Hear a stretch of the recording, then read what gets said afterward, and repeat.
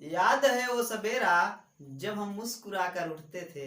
याद है वो सवेरा जब हम मुस्कुरा कर उठते थे। आज बिना मुस्कुराए ही शाम बीत जाती है। शाम बीत जाती है। Hello students, welcome to my YouTube channel Gyan Guru academy. This is SP sir in front of you.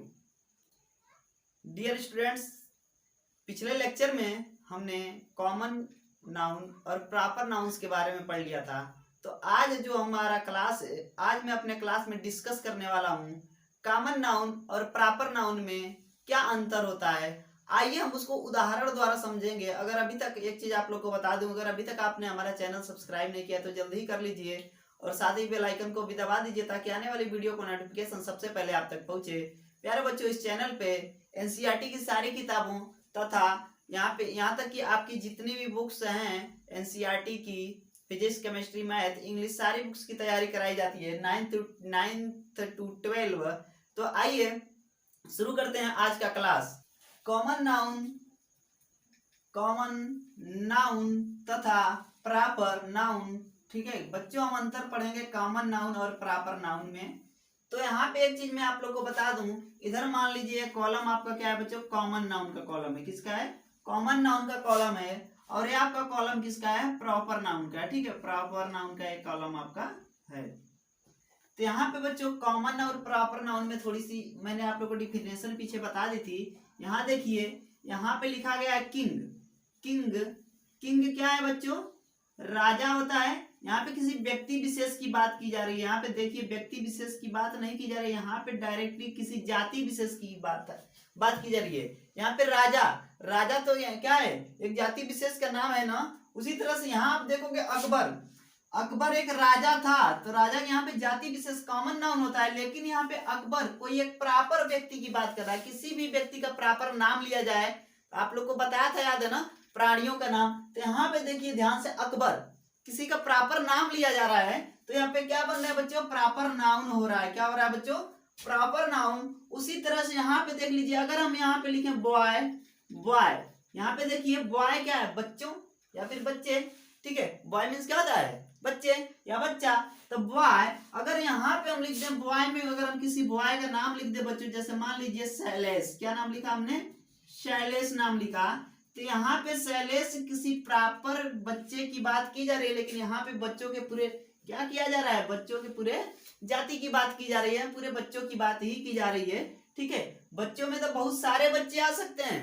ठीक है, यहाँ पे क्या है बच्चों? बहुत सारे बच्चे, लेकिन यहाँ पे शैलेश, यहाँ पे प्रॉपर किसी बच्चे की बात की जा रही है। उसी तरह से बच्चों ध्यान से देखिए, गर्ल यानी कि लड़की। बहुत सारी लड़कियां हो सकती हैं, बट अगर किसी लड़की का प्रॉपर नाम ले लिया जाए, ठीक है, किसी लड़की का प्रॉपर नाम ही ले लिया जाए, तो फिर वह क्या हो जाती है? आपका प्रॉपर नाम। जैसे मान लीजिए, ठीक है, यहाँ पे हम किसी बच्ची का नाम ले लेते हैं बच्चों। जैसे ले लीजिए आप लोग लीला। ये लीला किसी बच्ची का नाम है, तो कोई प्रॉपर का ही नाम हुआ ना। ठीक है, उसी तरह से बच्चों रिवर का मतलब क्या होता है? नदी। क्या होता है?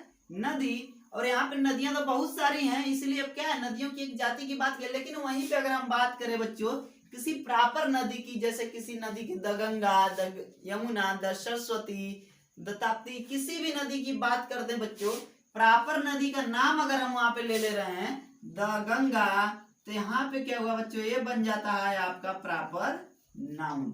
रिवर आपका कॉमन नाउन है, ध्यान दीजिएगा, क्योंकि ये पूरी नदियां इसमें आ जाएंगी। लेकिन द गंगा आपका प्रॉपर नाउन है, क्योंकि किसी नदी का स्पेशली नाम लिया जा रहा है, प्रॉपर उसका नाम लिया जा रहा है। क्लियर हो रहा है आपको? चलिए, जब यहाँ पे रिवर हो गया, उसके बाद बच्चों माउंटेन का मतलब क्या होता है? ठीक है, यहाँ पे माउंटेन, यहाँ पे किसी क्या है बच्चों? माउंटेन का नाम, लेकिन वहां पे किसी माउंटेन का प्रॉपर नाम ले लिया जाए। अगर किसी माउंटेन का क्या कर दिया जाए?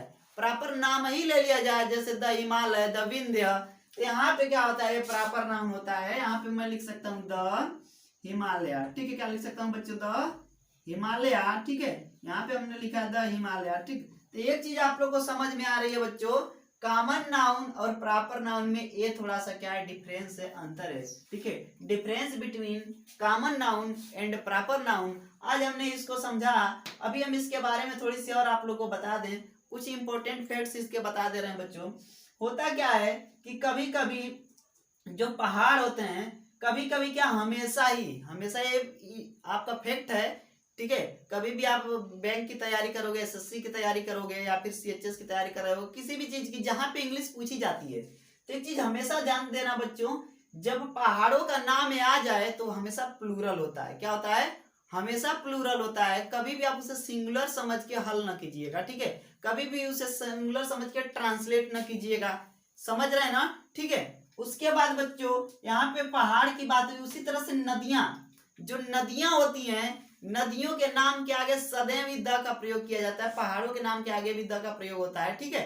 तो यहाँ पे इसके कुछ कॉमन फैक्ट्स थे जो आपको बताना जरूरी था, ठीक है। तो यहाँ पे हमने कॉमन नाउन और प्रॉपर नाउन की डिफिनेशन के साथ साथ इनका अंतर भी पढ़ लिया, इनके बीच डिफरेंस क्या था बच्चों वो भी हमने पढ़ लिया। तो अब हम पढ़ेंगे इसका तीसरा नाउन, ठीक है। जिस तीसरे नाउन का नाम क्या है बच्चों, उसका नाम है कलेक्टिव नाउन। क्या नाम है बच्चों? कलेक्टिव नाउन अब हम पढ़ने वाले हैं। और अभी तक आपको हमारी वीडियो पसंद आ रही हो तो दोस्तों में ज्यादा से ज्यादा शेयर कीजिए ताकि सबको इसका फायदा मिल सके। चलिए शुरू करते हैं कलेक्टिव नाउन। क्या शुरू करते हैं बच्चों? Collective noun. और शायद आप लोग का तीसरा नाउन है कलेक्टिव नाउन। कलेक्टिव नाउन को आप लोग क्या कहते हो बच्चों हिंदी में, ठीक है। हिंदी में आप लोग बताइए, कलेक्टिव नाउन को आप कहते हो समूहवाचक संज्ञा। क्या कहते हो? समूहवाचक संज्ञा। समूहवाचक संज्ञा, ये हुआ आप लोग का कलेक्टिव नाउन। कलेक्टिव नाउन को आप क्या कहते हो बच्चों? समूहवाचक संज्ञा। समूहवाचक संज्ञा कहते किसे हैं? पहली चीज तो ये समझ जाइए, ठीक है। इंग्लिश के कुछ ऐसे शब्द होते हैं जिनका अर्थ होता है, क्या होता है बच्चों? ग्रुप। ग्रुप का मतलब क्या होता है? समूह अथवा झुंड, ठीक है। इंग्लिश के कुछ ऐसे वर्ड्स होते हैं जिसका अर्थ निकल क्या आता है? समूह। समूह में बहुत सारे लोग होते हैं, झुंड। झुंड में भी बहुत सारे लोग होंगे, तो जिसका अर्थ यही होता है समूह अथवा झुंड, ठीक है। ऐसे नाउन को हम क्या कहते हैं बच्चों? कलेक्टिव नाउन कहते हैं। क्या कहते हैं? Collective noun. A band of robbers, ठीक है। ए बैंड ऑफ रोबर्स, ध्यान से देखिए एग्जांपल अब मैं आप लोग को बता रहा हूं, ठीक है। Example, A band of robbers. A band of robbers, ठीक है। A band of robbers. यहां पे देखिए बच्चों, ए बैंड ऑफ रॉबर्स का मतलब क्या हुआ? रॉबर्स का मतलब होता है डाकू, ठीक है। अब यहाँ पे क्या है? डाकुओं का समूह। समूह एक झुंड होगा ना, ठीक है। यहाँ पे कलेक्ट हुए, यहाँ पे क्या हुआ आप लोग का? कलेक्टिव नाउन हुआ। ए बैंड ऑफ रॉबर्स, डाकुओं का समूह, ये आपका क्या है बच्चों? कलेक्टिव नाउन है। A flock of birds. A flock of birds.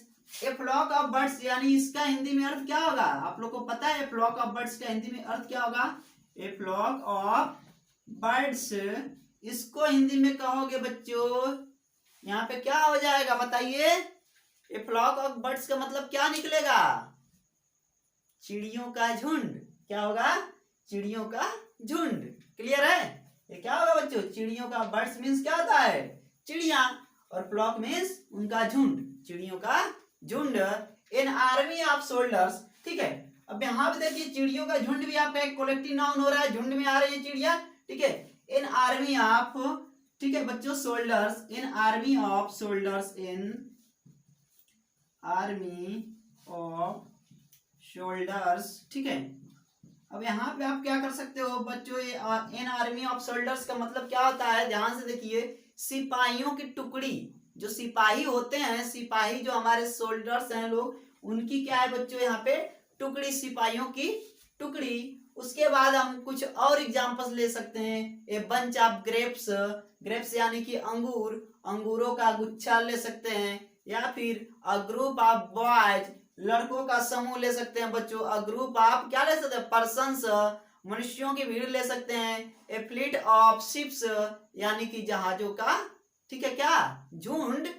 तो यहाँ ये आपके कलेक्टिव नाउन हो जाते हैं बच्चों। अभी भी हमारे दो नाउन बचे हुए हैं, मटेरियल नाउन और एब्स्ट्रैक्ट नाउन। अगर आपको एक चीज समझ में आई हो तो यहाँ पे हमने क्या बताने की कोशिश की है? कलेक्टिव नाउन में सभी चीजें समूह में होती हैं। किसमें होती हैं? समूह में। यहाँ पे देखिए, ए बैंड ऑफ रोबर्स यानी डाकुओं का समूह, समूह में ही आ रहा है। ए फ्लॉक ऑफ बर्ड्स, चिड़ियों का क्या है बच्चों? समूह है। इन आर्मी ऑफ सोल्जर्स, यहाँ पे सिपाहियों की टुकड़ी है। अभी अभी इस तरह से हमने बहुत सारे आपको एग्जांपल्स बताए। तो कलेक्टिव नाउन में इतना चीज समझिए कि सारी चीजें ग्रुप में, टुकड़ी में, झुंड में पाई जाएंगी, वही आपका कलेक्टिव नाउन कहलाता है। क्लियर हो रहा है? चलिए, तो आज एक कोलेक्टिव नाउन तक हमने पढ़ लिया। कल हम पढ़ेंगे material noun and abstract noun. अगर बच्चों हमारी ये वीडियो पसंद आए तो लाइक जरूर करें और अपने दोस्तों में शेयर करें। और अब तक तो कर ही लिया होगा सब्सक्राइब, फिर भी नहीं किए हो, सब्सक्राइब करने के साथ आप बेल आइकन को भी दबा लीजिए ताकि हमारे आने वाली वीडियो का नोटिफिकेशन सबसे पहले आप तक पहुंचे। चलिए मिलते हैं एक नई वीडियो में, तब तक के लिए धन्यवाद।